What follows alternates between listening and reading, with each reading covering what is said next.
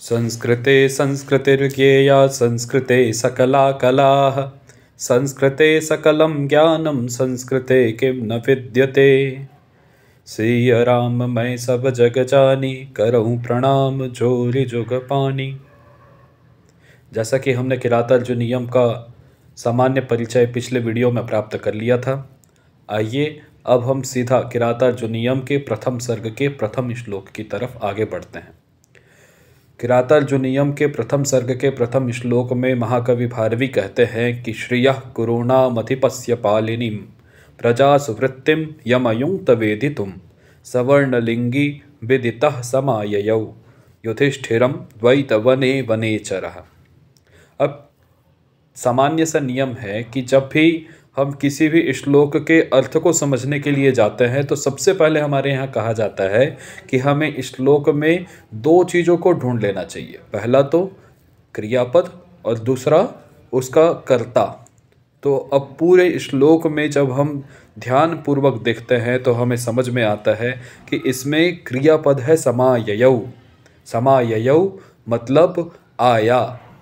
ये लिट लकार की क्रिया है। इसका मतलब ये परोक्ष के लिए बात हो रही है, मतलब आया। तो कौन आया, प्रश्न उठता है कि कौन आया। स्वाभाविक सी बात है। तो यहाँ पर प्रश्न का उत्तर मिलता है कि वनेचरः समाययौ। वनेचर आया। कौन आया? वनेचरः समाययौ। तो वह वनेचर कैसा था, तो उसके विशेषण के लिए दो बात यहाँ पर कही गई है। सवर्णलिंगी वनेचरः समाययौ, जो एक ब्राह्मण के वेशधारी जो वर्णलिंगी था, ऐसा जो वनेचर है वो आया। ऐसा जो वनेचर है वो आया। तो कहाँ पर आया? तो उन्होंने अगले पंक्ति में कहा, आप नीचे चौथी पंक्ति में देख सकते हैं कि सवर्णलिंगी वनेचरः द्वैत वने समाययौ। द्वैत वने सप्तमी का एक व्यक्ति है, जैसे राम शब्द का रामे बनता है, उसी प्रकार द्वैत वन शब्द का द्वैत वने बनेगा। कहाँ? सप्तमी के एक वचन है। तो अब मिलाते जाइए। सवर्णलिंगी वनेचरः द्वैत वने समाययौ। वह वर्णलिंगी वनेचर द्वैत वन में आया। तो द्वैत वन में किसके पास आया? तो बोले युधिष्ठिरं समाययौ। वह वर्णलिंगी वनेचर द्वैत वन में युधिष्ठिरं समाययौ, युधिष्ठिर के पास आया। तो अब देखिए पूरा पूरा अर्थ लग गया। और सवर्णलिंगी वनेचरः द्वैत वने युधिष्ठिरं समाययौ। वह वर्णलिंगी वनेचर जो है द्वैत वन में युधिष्ठिर के पास आया। और क्या करके आया भैया? तो बोले विदितः, बोले जान करके आया। जो जान करके आया। अब स्वाभाविक सा प्रश्न है कि वनेचर जो वर्णलिंगी वनेचर है वो द्वैत वन में युधिष्ठिर के पास जान करके आया, तो क्या जान करके आया? स्वाभाविक सा प्रश्न मन में उठता है। तो बोल रहे हैं कि कुरुणाम अधिपस्य। कुरुणाम, जो कुरुणाम अधिपस्य मतलब कौरवों का जो अधिपति अर्थात दुर्योधन, और षष्ठी विभक्ति लगा हुआ है, तो दुर्योधन का श्रियः पालिनीम। श्रियः अर्थात लक्ष्मी, वहाँ की लक्ष्मी का पालन वो कैसे करता है, कैसे अपने प्रजा को चलाता है, कैसे लक्ष्मी के द्वारा भोग कर रहा है। तो श्रियः पालिनीम, वो किस प्रकार प्रजा की सेवा कर रहा है, इस चीज को।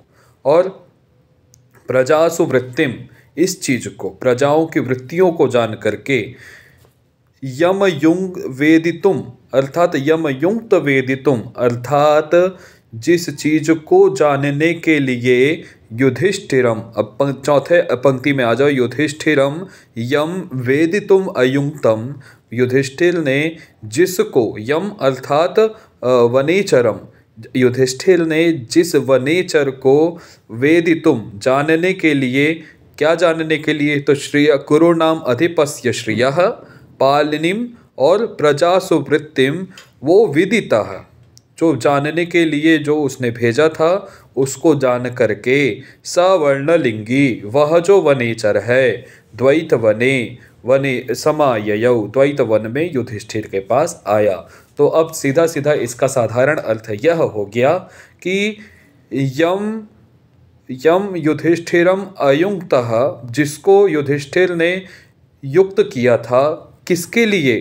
तो बोला श्रियः कुरूणाम अधिपस्य श्रियः पालिनीम प्रजासु प्रीतिम वेदितुम। अर्थात युधिष्ठिर ने जिसको दुर्योधन के श्रियः पालिनीम लक्ष्मी पालन, राजलक्ष्मी का पालन वो कैसे भोग कर रहा है और प्रजाओं की वृत्तियों को जानने के लिए वेदितुम मतलब जानने के लिए जिसको अयुक्तम अयुक्त किया था, विदितः जान करके, सवर्णलिंगी वनेचरः व वर्णलिंगी वनेचर द्वैत वन में युधिष्ठिर के पास आया।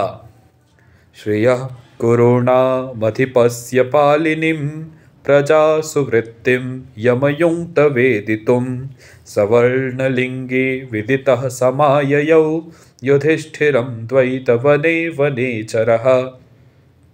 अंत में ये बात और आपको बता देना चाहता हूँ, चूँकि ये किरातार्जुनीयम के प्रथम सर्ग का प्रथम श्लोक है, अतः यह मंगलाचरण भी है। अब जैसा कि हम जानते हैं कि मंगलाचरण 3 प्रकार का होता है, वस्तु निर्देशात्मक, नमस्कारात्मक और आशीर्वादात्मक, है ना। तो उनमें से ये कौन सा है?